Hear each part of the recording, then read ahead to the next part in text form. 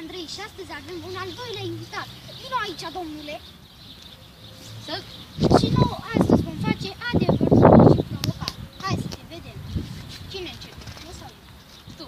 Ok. Ce alegi? Adevăr sau provocare? Adevăr. E adevărat că o placi pe Alexia? Nu. Da, bine. Hai.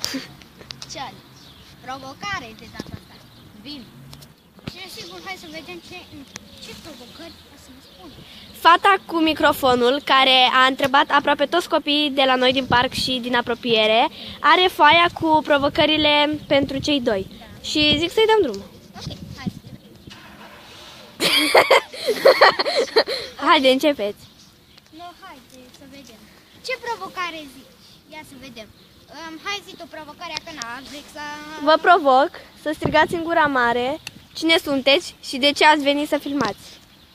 Sunt Andrei România și am venit să filmez adevăr și provocare! Partea 1.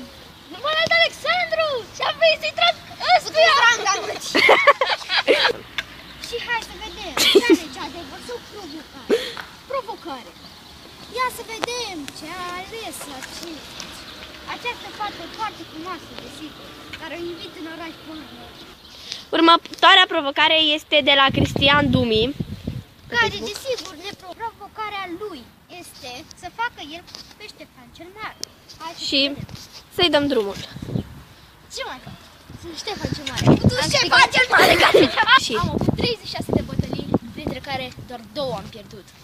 Și acum am avut o rană cruntă la picior. am avut o rană cruntă la picior din cauza unui tătar numit Andrei România!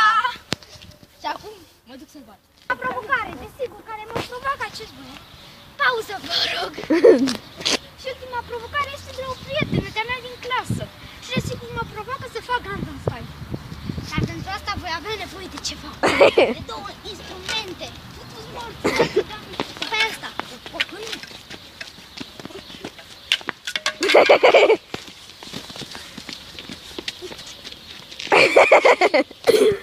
Bine, gata, stop. Andrei România cu acest challenge, adevăr sau provocare. Sper că v-a plăcut. Dacă v-a plăcut, nu uitați să lăsați un like, un share și subscribe. Și desigur să o salutați și să o susțineți pe prietena mea, Larisa. Desigur, are și un canal de YouTube, are și 2 abonați. Și va începe și ea cu YouTube-ul, deci va face episoade. Eu am fost Andrei România. Sper că v-a plăcut. Pa, pa!